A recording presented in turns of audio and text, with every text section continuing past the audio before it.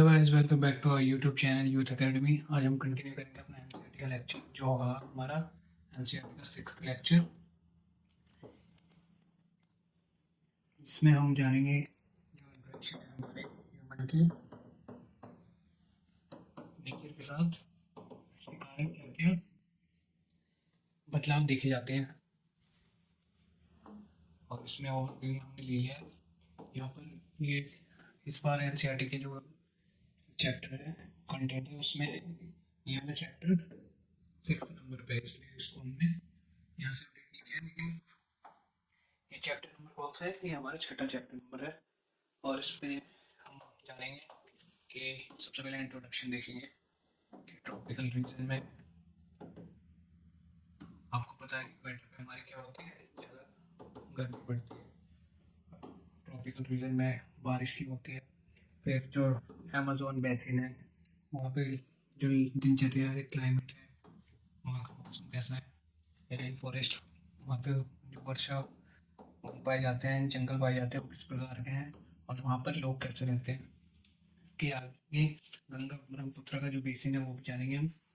उसके बाद क्वेश्चन देखेंगे जो होगा हमारे एनसीईआरटी के बेस पर।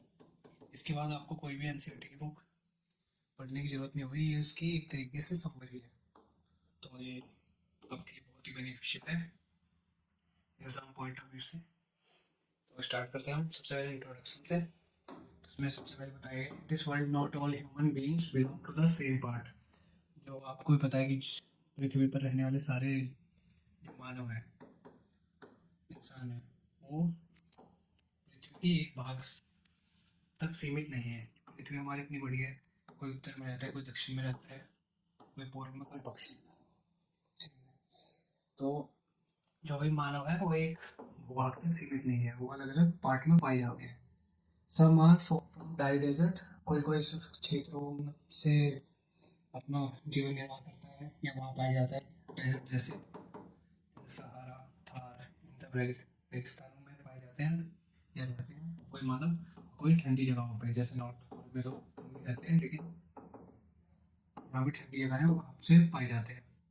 कोई गीले इलाकों से जहाँ वर्षावन या वर्षा ज़्यादा होती है, बारिश ज़्यादा होती है, जैसे इक्वेटर का क्षेत्र, क्योंकि वहाँ गर्मी ज़्यादा होने के कारण वाष्पीकरण तेज से होता है और वहीं पर वर्षा का अधिक रूप देखा जाता है। तो ये हम देखेंगे कहाँ पर होता है। अब देखते हैं, they may look different but they share the same basic need of life. लेकिन इन सब चीज़ों में क्या कॉमन है? जो भी मानव, चाहे वो डेजर्ट में रहते हो, चाहे फॉरेस्ट में रहते हो, चाहे वो रिवर के किनारे या कोई ठंडी जगह पे, तो वहाँ पे सारी जो भी मानव है, मानव जाति है, उनकी बेसिक नीड है, एक मूल जरूरत है। वो क्या है? खाना, कपड़ा और मकान। बताया गया यहाँ पे फूड, क्लॉथ एंड शेल्टर। ये तीन बेसिक ह्यूमन नीड है जो सभी मानव के लिए आवश्यक है, चाहे वो पृथ्वी के किसी भी पार्ट में या भाग में रह रहे हो। ये बताया गया यहाँ पे। अब नेक्स्ट देखते हैं human environment interaction explain how man affect the environment and gets affected by it. तो जो खाना है, कपड़ा है और जो भी रहने के लिए या फिर परिवहन, जो भी ट्रांसपोर्ट है, इन सब के लिए क्या करता है मानव? इन सबको बनाने के लिए इंटरेक्ट करता है, संपर्क करता है। इनके साथ नेचर के साथ, प्रकृति के साथ। जैसे पेड़, जंगल है तो पेड़ वेड़ काट के अपने रहने लायक घर, ये सब मकान, इन सब का निर्माण करना, यही इंटरेक्शन कहलाता है मानव का प्रकृति के साथ। सड़क निर्माण, ये सब उन्हीं में आ जाते हैं, जिसके कारण प्रकृति क्या होती है, नेचर क्या होता है, वो अफेक्टेड होता है, उससे प्रभावित होता है।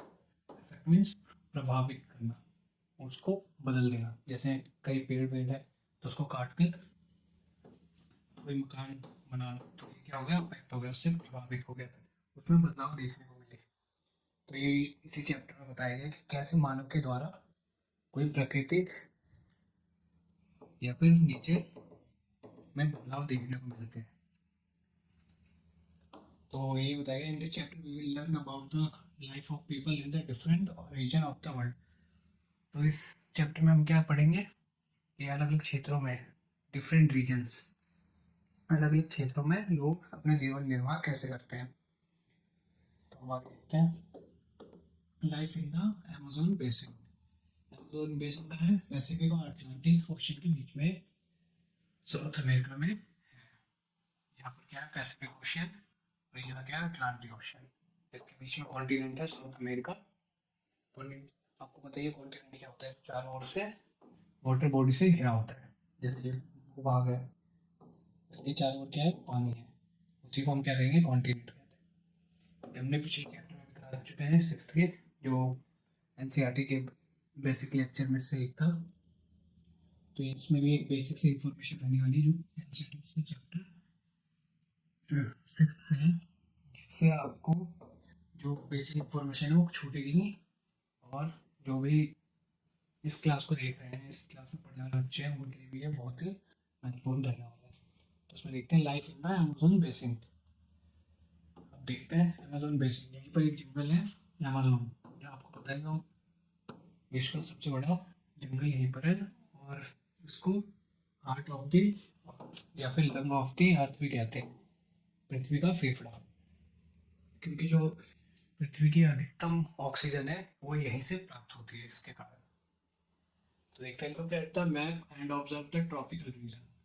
तो इसमें बताया गया है कि मैप को देखने और ट्रॉपिकल रीजन को ऑब्जर्व करने की, और ट्रॉपिकल रीजन कहाँ कहाँ पाए जाते हैं। तो जैसे हमने पिछले क्लास में पढ़ाया था कि ट्रॉपिकल रीजन किसे कहते हैं, टेम्परेट किसे कहते हैं, इक्वेटोरियल पार्ट किसे कहते हैं। अगर आपने देखा नहीं तो उस चैप्टर को भी रेफर कर सकते हैं हमारे।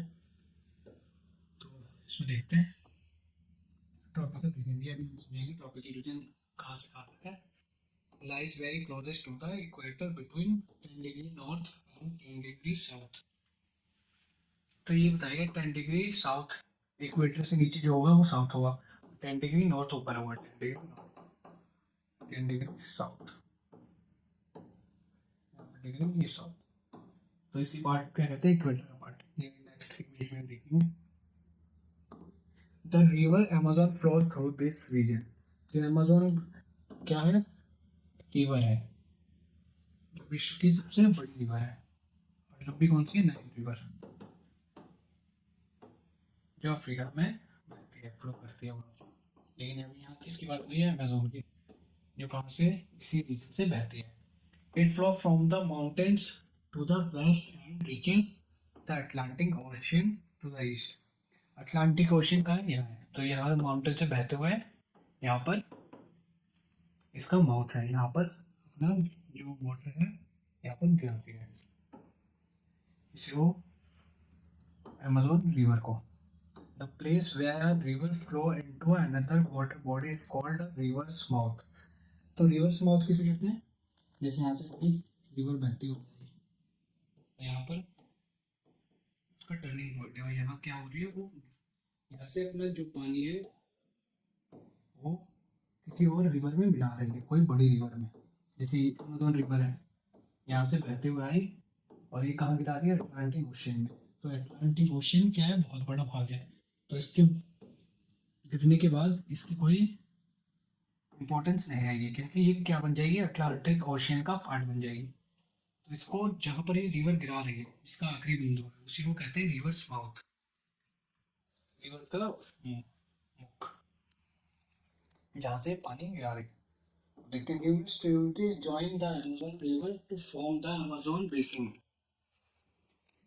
The river basin drains portion of Brazil, part of Peru, Bolivia, Ecuador, Colombia, and a small part of Venezuela. तो ट्रिब्यूटरीज किसे कहते हैं, जैसे एक बड़ी सी नदी निकली, फिर यहाँ से वही जो बड़ी मेन रिवर है वो अलग अलग भागों में विभाजित हो जाती है, तो उसी को ट्रिब्यूटरीज या सहायक नदियाँ कहते हैं। और यही सहायक नदियाँ जैसे एक निकली और इससे क्या हुआ, यहाँ पर कुछ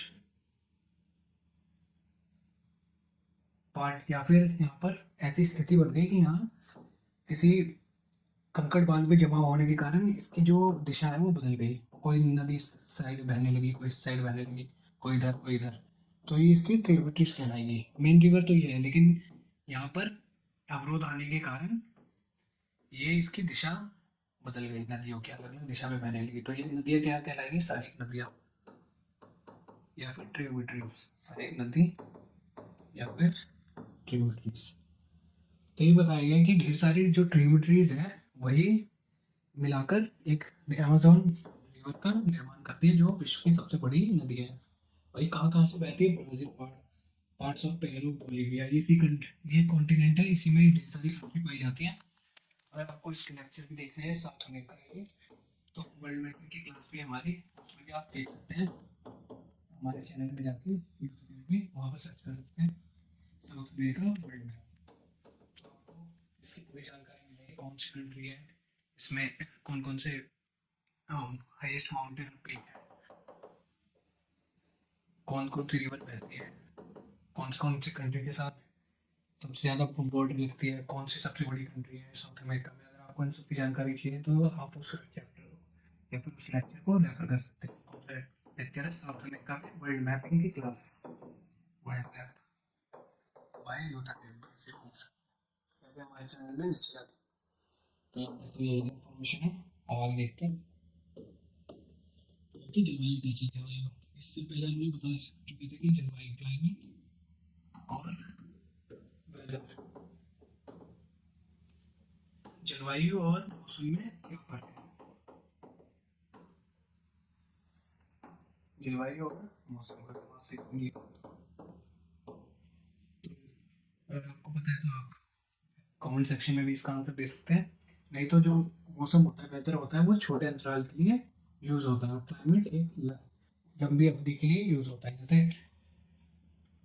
2010 में इंडिया का जो मौसम, जो एटमॉस्फेरिक स्थिति थी, जो जलवायु वातावरण की स्थिति थी एटमॉस्फेरिक, एक लंबे, जैसे 2010 में क्या यहाँ पर जो टेम्परेचर था वो गर्म था, और अब क्या हो गया, वो ठंडा हो गया।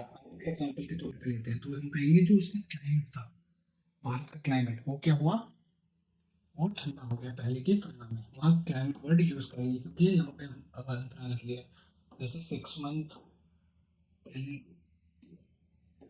यहाँ पर क्या है, ठंडी का मौसम था, विंटर का।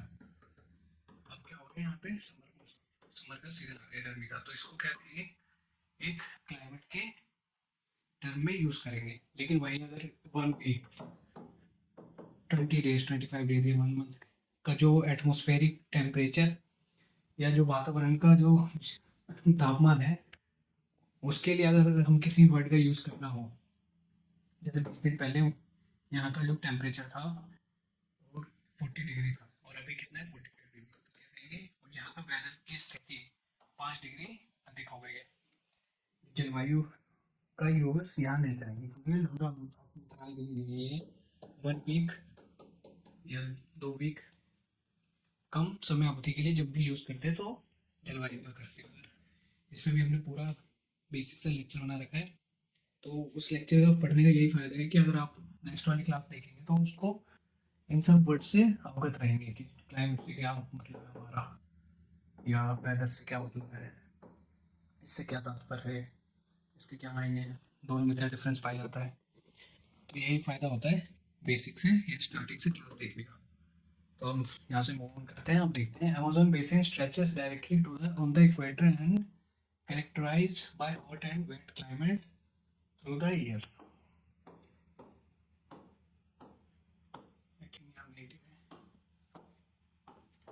तो यहाँ एग्जाम्पल आप देख सकते हैं। मान लेते हैं ये अमेज़न का साउथ अमेरिका का मैप है।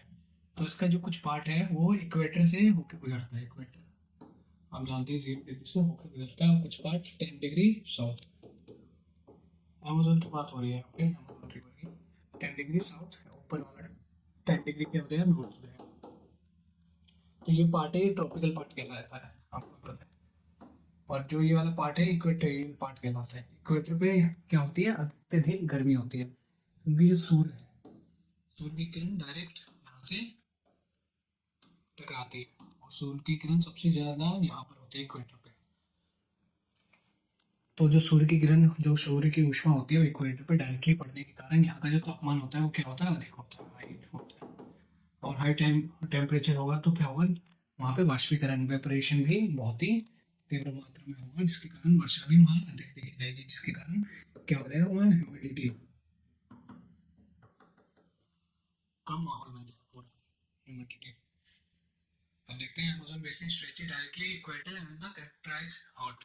इसी के कारण क्या हो गया है, गर्म हो गया है, क्योंकि इक्वेटर पे पाया जाता है wet climate through the year.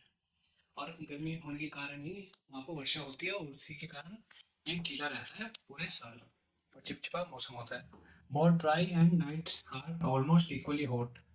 Both day and nights are equally hot and humid.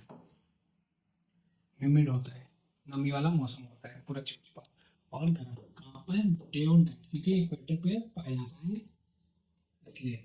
The skin feels sticky, चिपचिपा। It rains almost every day, that too without much warming.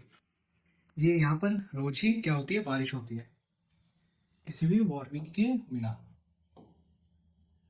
इस क्यों, क्योंकि ये इक्वेटर पे पाए जाते हैं, इस कारण सूर्य से आने वाली जो ऊष्मा होती है वो अधिक मात्रा में पाई जाती है इस क्षेत्र में। और वहाँ का जो वाटर वेपर है, जो वाटर फ्लो है, उसमें अत्यधिक ऊष्मा होती है, जो बाद में बारिश बन के बरसती है। It rains almost every day, ये बताइए। The day temperature are high with very humidity. Day का टेम्परेचर कैसे होता है, अधिक होता है, और ह्यूमिडिटी भी, उसमें नमी भी बहुत अधिक मात्रा में पाई जाती है। At night the temperature goes down but the humidity remains high. दिन में जो यहाँ पे किसकी बात हो रही है, अमेजोन बेसिन की, जो अमेजोन का जंगल है उसकी। वहाँ पे टेम्परेचर कितना कैसा होता है, हाई होता है, चाहे वो डे हो या नाइट हो। तो ह्यूमिडिटी भी हाई होती है। और रात में अगर टेम्परेचर कम भी हो, लेकिन जो ह्यूमिडिटी होती है, नमी होती है जल एटमोसफेयर में, वो क्या होती है, वो कम नहीं होती, तो उतनी ही रहती है। अब रेन फॉरेस्ट देखते हैं, वर्षा वन। इनमें कौन कौन से फोना एंड जीव जंतु पाए जाते हैं। It rains heavily in the region. इस रीजन में, इस क्षेत्र में क्या होती है, बारिश भारी होती है, भारी बारिश होती है। सो थिक फॉरेस्ट, और इसी के कारण जो पेड़ों की मोटाई है वो अधिक देखी जाती है। The forest are in the fact so thick that dense, और घने भी होते हैं, बट उससे सूर्य से आने वाली किरणें भी धरती तक नहीं पहुंच पाती, इतने घने होते हैं। ये बताया गया है, एक छत की तरह बना लेते हैं। Created leaves and branches does not allow the sunlight to reach down. से इतने मोटे मोटे पेड़ होने के कारण जो सूर्य की किरण है वो यहाँ ग्राउंड तक नहीं पहुंच पाती। ये बताया गया है। कहाँ पर, अमेजोन रेन फॉरेस्ट में, अमेजोन बेसिन में। Only shade tolerant and vegetation grow here. तो यहाँ पे जो पेड़ पौधे हैं उनमें भी जो डेंसिटी है वो अधिक मात्रा में देखी जाती है। अलग अलग प्रकार के वहाँ पे आपको पेड़ पौधे मिलेंगे, जो कई मेडिसिन बनाने में लाभदायक होते हैं, और अलग अलग प्रकार के जीव जंतु भी वहाँ पर मिलेंगे। There, the rainforest is rich in fauna, birds such as fauna, जैसे जीव जंतु है उसमें भी अधिक मात्रा में देखने को मिलते हैं, जैसे birds such as toucans. Toucans का मिलता है अमेजोन में। Hummings bird, bird of paradise, ये सब बर्ड के, चिड़िया के नाम हैं जो अमेजोन बेसिन में पाए जाते हैं। और size of feeding make them different birds commonly see in India. हम इसको नहीं देखते इंडिया में, क्योंकि इंडिया में ऐसी डेंसिटी नहीं पाई जाती। इंडिया में क्या, किसी भी क्षेत्र में ऐसी डेंसिटी नहीं पाई जाती जैसे अमेजोन बेसिन में पाई जाती है, जिसके कारण उनकी उपस्थिति वहाँ देखी जाती है। Animals like monkey, sloth and ant eating, जो आंट, चींटियाँ, ये सब अलग अलग प्रकार के, आपने मूवी में भी देखे होंगे, खतरनाक चींटियाँ यहाँ पर मिलते हैं। अब various species of reptiles, snakes, ये सब, क्रोकोडाइल, सांप, ये सब जीव जंतु है जो वहाँ मिलते हैं। पाइथन्स, एनाकोंडा, कहाँ पाए जाते हैं, अमेज़न बेसिन में। तो ये सब एग्जाम 6th 7th क्लास के बच्चों के लिए इंपॉर्टेंट है कि कौन कौन से जीव जंतु यहाँ पाए जाते हैं। तो बर्ड्स में हमने देख लिया, हमिंग बर्ड, टोकन्स। और एनिमल्स में कौन कौन से हैं, एनाकोंडा, ये क्या है, रेप्टाइल्स है। और स्नेक्स इन सब में, मंकी जानवर इन सब में, स्लॉथ एंड ईटिंग monkeys, ये सब। The basin does extraordinary rich in variety of life found. यहाँ पे जो जीव जंतु हैं उनमें डेंसिटी अधिक मात्रा में दिखी जाती है, जैसे हमने देख लिया जानवर में, चिड़िया में कौन कौन से पाए जाते हैं, वैसे ही फिश में भी अलग अलग फिश पाई जाती है। फ्लैश ईटिंग पिराना जो इंसानों को भी खाने के लिए मशहूर है। यहाँ पर कहाँ पे पाई जाती है ये? अमेजोन के बेसिन में, अमेजोन के जंगल में, जो कौन से कॉन्टिनेंट में है? South America. और किसके बीच में है? पैसिफिक ओशियन और अटलांटिक ओशियन के बीच में।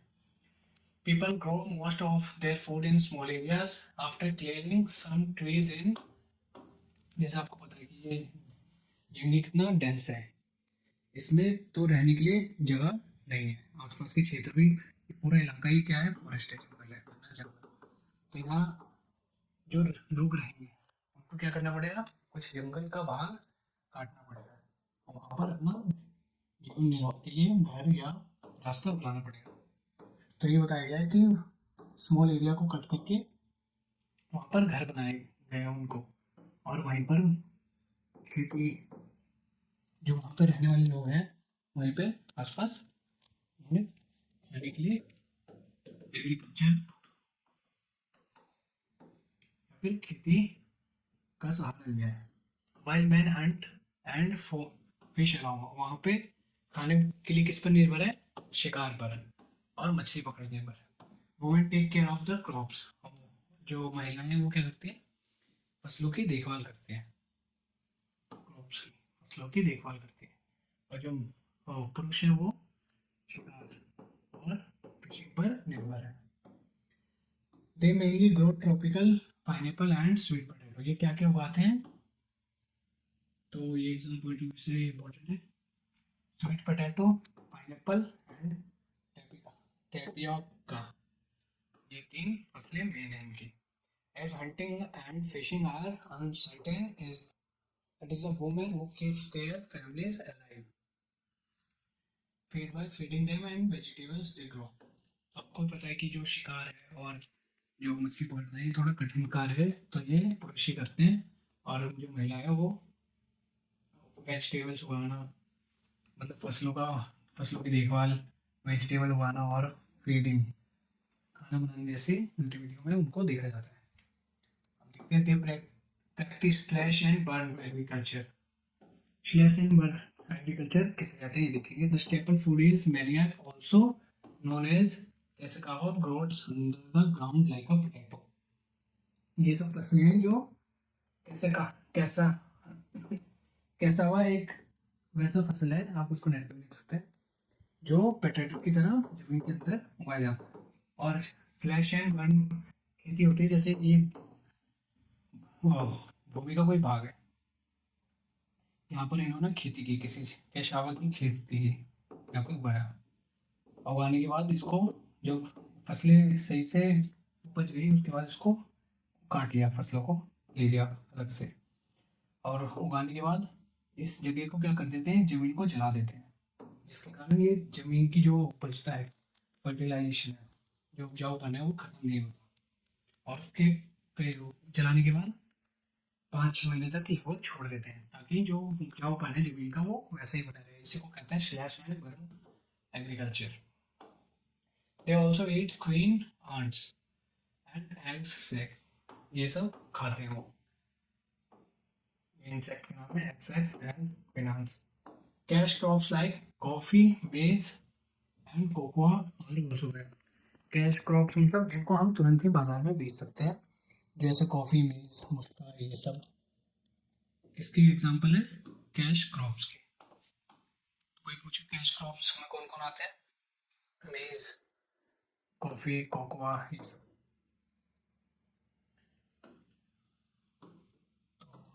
The rain forest provides a lot of would for the houses. और जो रेन फॉरेस्ट है, वर्षा वन है, जो जंगल है, वो क्या वहाँ से क्या क्या प्राप्त होते हैं? अलग अलग जीव जंतु पाए जाते हैं वहाँ पे। जो घनत्व है किसी भी रिसोर्सेज का, संसाधन का, वो अधिक है, इसके कारण जो वहाँ पर लकड़ी पाई जाती है वो भी उनकी सहायता करती है, किसमें? घर बनाने में। जो लकड़ी के घर बनाए जाते हैं, और लकड़ी कहाँ से प्राप्त करते हैं? रेन फॉरेस्ट से, वर्षा वन से।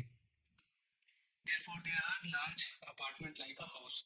तो यहाँ पर ये आप देख सकते हैं, इसका एग्जांपल है ये, जंगलों से पेड़ पौधे काट कर या लकड़ी काट कर बनाए गए घर के एग्जांपल, लकड़ी के द्वारा बनाए गए हैं। इन 90 the life of the people in Amazon basin is slowly changing. लेकिन धीरे धीरे उनकी लाइफ में क्या हो रहा है, परिवर्तन आ रहा है। जो भी अमेज़न के रिवर में या बेसिन, अमेज़न के जंगलों के आसपास रहते हैं, क्या चेंजेस आ रहे हैं। In the older days the heart of the forest could be reached only by navigating the river. तो जो पहले क्या था, जो भी अमेज़न का रिवर है उसके साथ साथ चलते चलते हम अमेज़न बेसिन को ढूंढ सकते थे। लेकिन in 1917 the trans Amazon highway made all part of rain forest accessible. पहले क्या था, नदियों के सहारे ही हम अमेज़न बेसिन को ढूंढते थे, लेकिन उसके बाद क्या हुआ, ट्रांस हाईवे, अमेज़न हाईवे बनाया गया, जिसके कारण जो अमेज़न बेसिन है उसमें पहुंचने की अधिक अधिक सुलभता हो गई और भी इजीली पहुंचा जाने लगा, एक्सेसिबल हो गया आसानी से। Aircrafts and helicopters are also use to reach various places. जैसे अमेज़न इतना बड़ा बेसिन है, तो वहाँ कई कई पेड़ों को काटकर ऐसे मैदान बना दिए गए यहाँ पर हेलीकॉप्टर या एयरक्राफ्ट पहुँचाने में आसानी हो, ताकि कोई भी इमरजेंसी आए तो वो जो इंसान की ह्यूमन की पहुँच है वो एकदम इजीली हो वहाँ पर। देखते हैं द इंडिजीनियस, इंडिजीनियस मतलब वहाँ का मूल, जो भी ओरिजिनल चीज़ है। Indigenous population was pushed out of from the area and forced to settle in new areas where they continued to practice their distinctive way of farming। जो वहाँ के मूल रहने वाले निवासी थे उनको क्या कर दिया गया, उनको दूसरे क्षेत्रों में भेज दिया गया, उनका सेटलमेंट दूसरी जगह कर दिया गया। जो वहाँ पर फिर क्या कैसी प्रैक्टिस करने लगे, वही प्रैक्टिस जो वहाँ पर अमेज़न के जंगल में करते थे।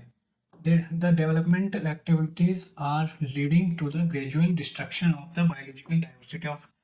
तो इसमें बताया गया है कि कुछ भी डेवलपमेंट करने के लिए वहाँ पर क्या हुआ, रेन फॉरेस्ट का यूज़ होने लगा, कि जंगलों को काटकर, जैसे सड़कें बनाई गई, हाईवे बनाए गए, तो जंगलों को काटकर वहाँ पर डेवलपमेंट या विकास के कार्य करने लगे। इसके कारण जो डाइवर्सिटी थी, घनत्व था, जो भी उसमें पाए जाते थे जीव जंतु, वो अत्यधिक मात्रा में क्या हुए, प्रभावित हुए, क्योंकि उनके जो घर हैं इनडायरेक्टली या फिर डायरेक्टली उनको हटाया जा रहा है, जिसके कारण उनके जीवन निर्वाह में भी समस्या देखने को मिली है। It is estimated that the large area of the rain forest has been disappearing annually in the Amazon basin. तो क्या गया, एक एस्टिमेट, एक अंदाजा लगाया गया है कि जो भी अमेज़न का लार्ज एरिया है वो हर साल दिन प्रतिदिन या फिर साल दर साल कम होता जा रहा है। किसके कारण, डेवलपमेंट के कारण और मानवीय गतिविधि के कारण, एक्टिविटी के कारण। The top soils is washed away as the rainfall and the lush forest turn into a barren landscape। तो ये बताया गया लैंडस्केप जैसी स्थिति, भूस्खलन, जैसे धरती का खिसकने या फिर रेनफॉल के कारण जो वहाँ की उपजाऊ मिट्टी है उसमें भी इन्फ्लुएंस या फिर प्रभाव देखने को मिल रहा है। ये बताया गया कि इस जंगल किन किन तरीकों से प्रभावित हो रहा है। ग्रेजुअल डिस्ट्रक्शन ऑफ अमेज़न, कौन कौन से डिस्ट्रक्शन तबाही है, पहले ये जंगल ऐसा था, फिर काट पीट कर ऐसे खेती लायक बनाया, फिर खेती लायक हो गया, उसके बाद इसमें क्या हुआ, अलग अलग, ये देखिए पहले कैसा डेंसिटी थी, इसमें घनत्व था, घनत्व तो मतलब अधिक मात्रा में जंगल पाए जाते थे, फिर खेती लायक बनाए, फिर जो मानवीय की नीड थी, मानव की नीड है वो धीरे धीरे बढ़ती जाती है, जिसके कारण पेड़ पौधे बिल्कुल मात्रा में कम होते जा रहे हैं साल दर साल, यही समझाया गया इसमें। तो इसी प्रकार life in the Ganga Brahmaputra basin देखते हैं। अभी हमने देखा अमेज़न का बेसिन जो साउथ अमेरिका में था, अब देखते हैं, और ये मेनली किसमें, ब्राज़ील में था। अमेज़न बेसिन किसमें, ब्राज़ील में। आप देखते हैं Ganga Brahmaputra basin, the tributaries of river Ganga and Brahmaputra together form the Ganga Brahmaputra. Tributaries of Ganga plus Brahmaputra, दो रिवर की ट्रिब्यूटरीज को मिला के ही क्या बनती है, Ganga Brahmaputra basin. Basin in the Indian subcontinent. जाती है प्रायद्वीप में।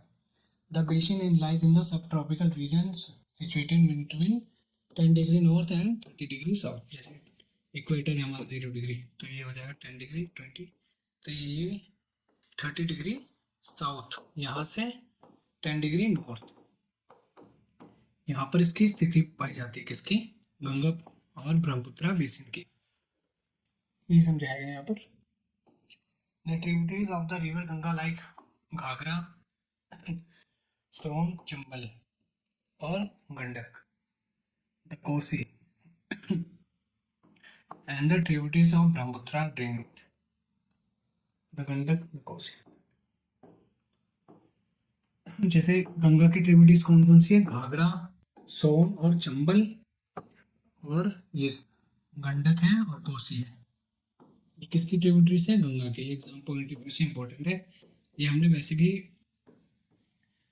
रिवर सिस्टम जो करा रहे हैं हम, उसमें भी आप देख सकते हैं।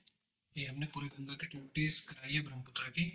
अगर आपने वो देखी नहीं है क्लास भी देख सकते हैं, जो आपके लिए ईजी हो जाएगी कि गंगा की कौन कौन सी ट्रिब्यूटरीज है, गंगा कहाँ से बहती है, कहाँ पर इसका माउथ है, या कहाँ गिरती है जाके, वेस्ट बंगाल या फिर जो भी है, वो हमने पूरा तरीके से कवर करा रखा है। यहाँ तो सिर्फ बेसिक इन्फॉर्मेशन है, तो बेसिक में भी देख लेते हैं गंगा की ट्रिब्यूटरीज कौन कौन सी है। घाघरा, सोन, चंबल एंड गंडक, कोसी, ये 5 है। अब ट्रिब्यूटरीज ऑफ, जैसे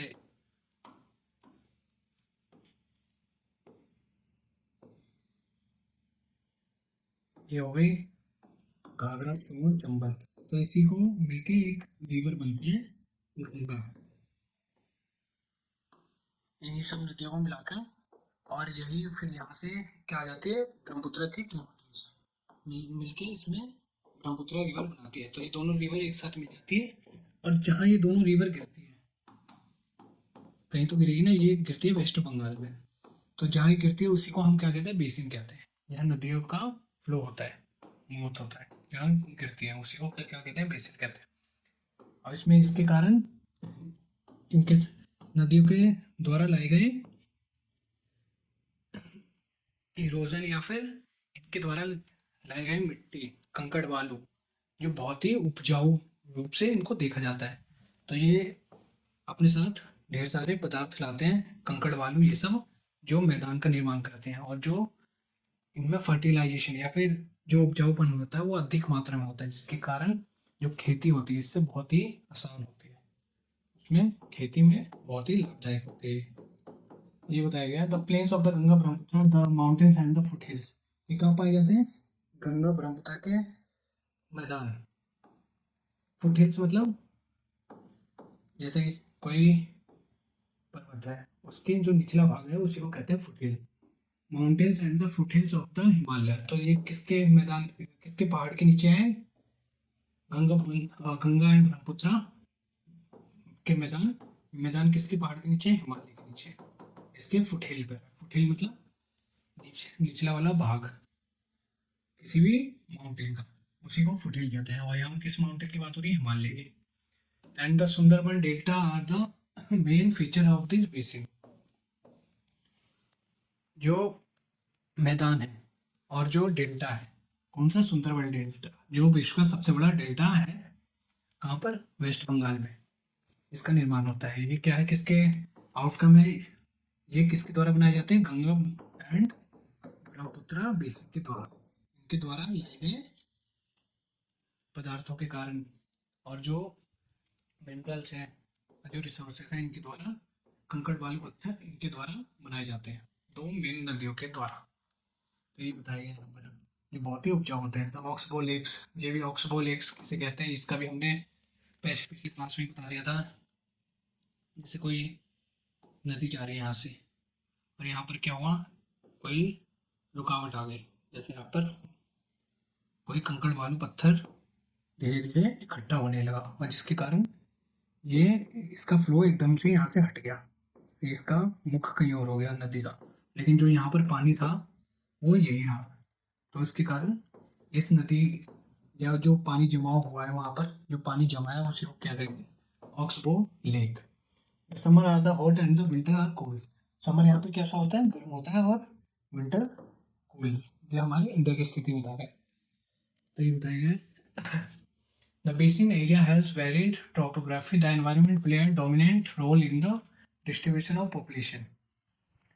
यहाँ का जो वातावरण है वो डिस्ट्रीब्यूशन ऑफ पॉपुलेशन, जैसे नॉर्थ में हमारे ज़्यादा जनसंख्या पाई जाती है इन कंपैरिजन टू साउथ, क्योंकि यहाँ पर जो टोपोग्राफी है, स्ट्रक्चर है, नॉर्थ में प्लेन मैदान क्या है, मैदान की स्थिति है जहाँ पर एग्रीकल्चर, मैदान होने के कारण खेती की सुलभता इजीली एक्सेसिबल है, खेती आसानी से हो जाती है। यहाँ पर क्या है, जो ट्रांसपोर्ट की सुविधा है वो अत्यधिक है। कोई भी डेवलपमेंट जैसी स्थिति कहाँ पर, प्लेन वाले इलाके में देखी जाएगी, और जहाँ माउंटेन है वहाँ पर इन सब की सुलभता उतनी नहीं होती, जिसके कारण जो पॉपुलेशन, जनसंख्या है, उसका अट्रैक्शन पॉइंट क्या हो जाएगा, हमारा मैदानी इलाके हो जाएंगे, प्लेन एरिया हो जाएंगे। तो ये बताएगा यहाँ पे the basin are has very, ये तो देख लिया हमने, the mountain are areas with sleep shops in a travel train, therefore less number of people live in the mountain. ये बताया गया कि उतार चढ़ाव होने के कारण और जो रोजगार की स्थिति कहाँ होगी, जहाँ पर ट्रांसपोर्ट की सुविधा अच्छी होगी, जहाँ चीज़ें आसानी से उपलब्ध होगी, और चीज़ें आसानी उपलब्ध होने के कारण वहाँ पर ट्रांसपोर्ट की सुविधा होनी आवश्यक है, जो पहाड़ी जैसे क्षेत्रों पे नहीं है, जिसके कारण जो जनसंख्या का अट्रैक्शन पॉइंट है प्लेन्स बन जाता है, और जो माउंटेन जैसे पहाड़ी जैसे इलाके हैं वहाँ पर कम जनसंख्या देखी जाती है। तो यही पर है। अब एक और देख लेते हैं, the plains area provide the most suitable land for human habitation. जो प्लेन का एरिया है वो ह्यूमन हैबिटेशन, मानव के रहने के लिए बहुत ही सुलभ जो सिचुएशन है वो बनाती है। The soil is fertile, soil क्या होती है, उपजाऊ होती है, जिसके कारण एग्रीकल्चर मेन ऑक्यूपेशन, आपको भी पता 51% इंडिया का जो एम्प्लॉयमेंट है वो किस में है, खेती में, एग्रीकल्चर। क्यों, क्योंकि जो हमारे यहाँ प्लेन पाए जाते हैं, मैदान पाए जाते हैं, वो बहुत ही उपजाऊ होते हैं। तो ये मेन ऑक्यूपेशन है, मेन कार्य क्या है इंडिया का, एग्रीकल्चर है, क्योंकि यहाँ पर जो खेत है वो बहुत ही फर्टाइल होते हैं, उपजाऊ होते हैं। The density of population of the plain is very high, जो मैदानी इलाके हैं वहाँ की डेंसिटी क्या होती है, अधिक होगी, ये बताया गया है। ये हमने पहले कवर करा दिया पूरा। वीट, मेज, सोरगम्स, ग्राम्स, मिलेट्स, ये सब क्या है, इनमें सी फसलें हैं। वीट गेहूँ, मेज मक्का, ये सब, मिलेट्स बाजरा, ये सब फसलों के नाम दिए गए हैं जो मेनली मैदानी इलाकों में उपजाए जाते हैं। Cash crops like sugar cane, जो सबसे, ये उत्तर प्रदेश में सबसे अधिक मात्रा में उगाया जाता है, जूट वेस्ट बंगाल में, ये सब मेन मेन फसलों के नाम बताए गए हैं जो मैदानी इलाकों में उगाए जाते हैं, जो हमारे जीडीपी में बहुत ही, और एक्सपोर्ट करके इसमें कई प्रकार के रोजगार उत्पन्न होते हैं। ये हमारे इंडिया के लिए बहुत ही सुलभ है, क्या, हमारे मैदानी इलाके हैं, जिससे बहुत लोगों का जीवन निर्वाह हो रहा है। In West Bengal and Assam tea is grown in plantation, जैसे टी प्लांटेशन को देखा जा सकता है कहाँ पर, वेस्ट बंगाल में और असम जैसे क्षेत्रों में। ये बताइए silk is produce through the cultivation of silk worm, part of Bihar and Assam. जो सिल्क है, सूती है, वो कहाँ पर उगाया जाता है, जिसकी जो कल्टीवेशन है बिहार और असम में की जाती है। In the mountains and hills where the slopes are gentle, crops are grown in the terrace. जो पहाड़ी इलाके होते हैं उनमें खेती कैसी होती है, सीढ़ी नुमा खेती होती है, ये बताया गया है यहाँ पर इस चैप्टर में। The vegetation cover of the area varies according to the type of landform. जो वेजिटेशन है, पॉपुलेशन, और जो वहाँ पे उगाई जाने वाली फसलें है वो किस पे डिपेंड है, वहाँ के लैंडफॉर्म पे, वहाँ पे किस प्रकार की लैंडफॉर्म उत्पन्न है या फिर बनी हुई है। जैसे माउंटेन वाले इलाके में सही से खेती नहीं होती, वहाँ पे कैसे खेती होती है, सीढ़ी नुमा। और जो मैदानी इलाके हैं वहाँ पर खेती की सुविधा आसानी से पर्याप्त है। तो ये बताया गया thick bamboo grows are common in Brahmaputra plain. Brahmaputra plain में कौन से बांस के पेड़ देखे जाते हैं, किसके रूप में, फसल के रूप में। The delta area is covered with the mangrove forest. जो डेल्टा का एरिया है, सुंदरबन डेल्टा, यहाँ पर कौन से मैंग्रोव के जंगल देखे जाते हैं। तो ये सब एग्जाम पॉइंट ऑफ व्यू से बहुत इंपॉर्टेंट है। Mangrove forest in parts of Uttarakhand, Sikkim and Arunachal Pradesh, coniferous trees like pine, deodar, deodar can be seen. कौन कौन से एरिया में? अरुणाचल प्रदेश, सिक्किम और उत्तराखंड पहाड़ी एरिया में, क्षेत्रों में ये सब पेड़ दिखे जाते हैं। अब वाइल्ड लाइफ में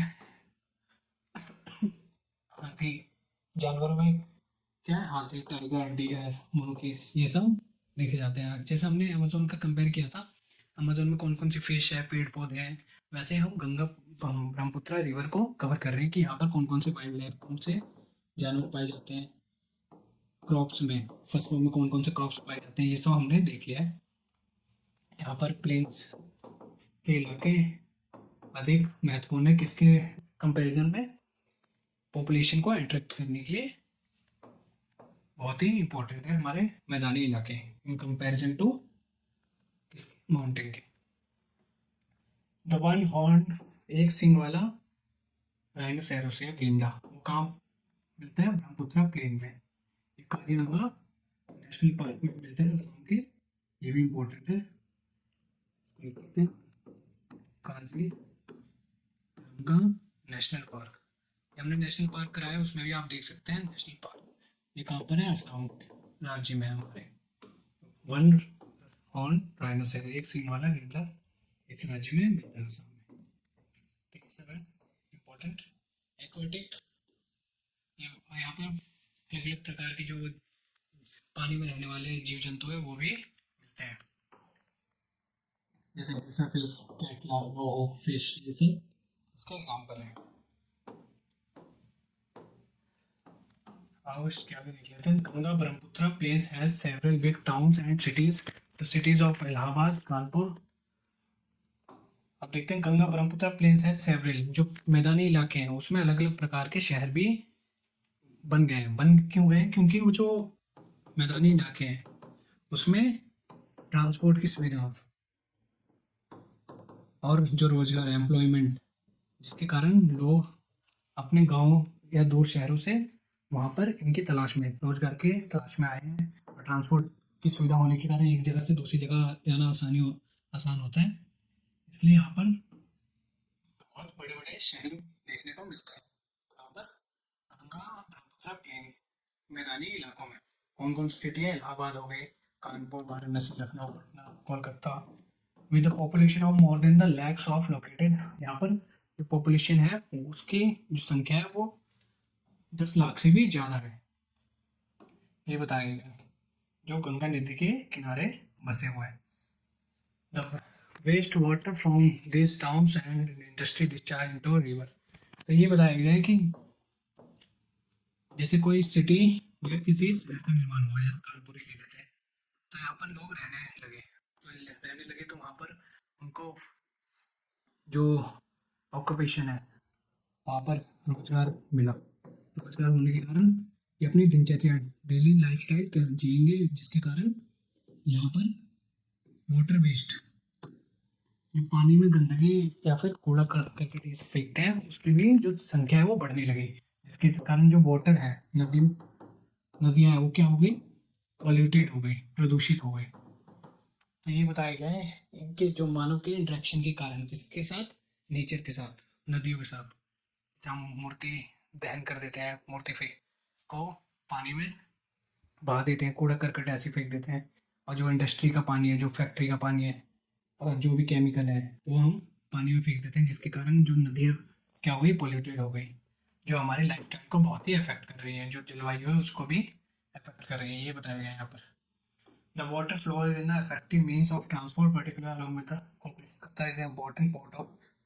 और जो मेन सिटी है जैसे कोलकाता हो गई वेस्ट बंगाल में, ये क्या है? पोर्ट का निर्माण भी, मतलब यहाँ पर पोर्ट है, इसके कारण जो जहाज है उसका आवागमन भी सुलभ होता है। जैसे एक कंट्री से दूसरी कंट्री में कोई सामान ले जाना हो तो जहाज, शिप है, वो बहुत ही इजी क्या है? रिसोर्स है ट्रांसपोर्ट का, बहुत ही अच्छा संसाधन है। यहाँ पे ट्रेन या फिर कोई भी एरोप्लेन ये सब बहुत ही कॉस्टली हो जाती है अगर शिप नहीं होती, तो ये पोर्ट इन सब का इम्पोर्टेंस इसलिए है क्योंकि ये यहाँ पर ठहरती है। ये बताया गया है। तो रिवर हुगली किनारे क्या है, पोर्ट है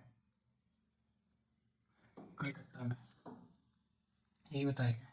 the plain area also having large number of airports, जो मैदानी इलाके हैं वो, वहाँ पर क्या पाए जाते हैं, अड्डे पाए जाते हैं, जो एक व्यक्ति को एक स्थान से दूसरे स्थान तक पहुँचाने में मदद करती है।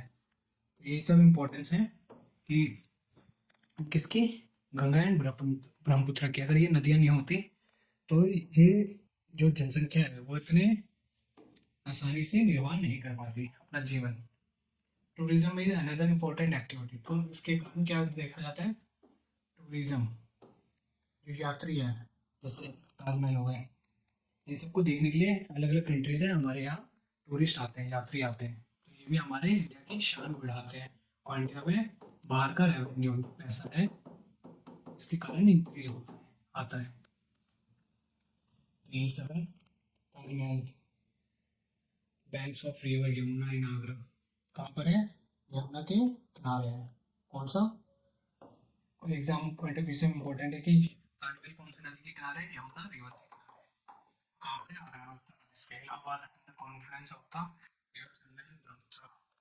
तो ये बताया गया अलग अलग क्षेत्रों में, जैसे कहीं कुतुब मीनार और भी अलग अलग इंडिया में देखने वाली चीज़ें हैं जो टूरिस्ट को, यात्री को आकर्षित करती है। और आज के लिए इतना ही, ये सब क्वेश्चन है कुछ, अगर आपको कोई भी इसमें इशू आ रहा हो तो you can please in comment section, नहीं तो इसमें का जवाब आप इस चैप्टर के पढ़ने के बाद या फिर इस लेक्चर को देखने के बाद इसलिए दे सकते हैं। तब भी अगर कोई इशू हो तो आप बता सकते हैं कमेंट सेक्शन में। तो आज के लिए इतना ही, मिलते हैं नेक्स्ट क्लास में। Thank you.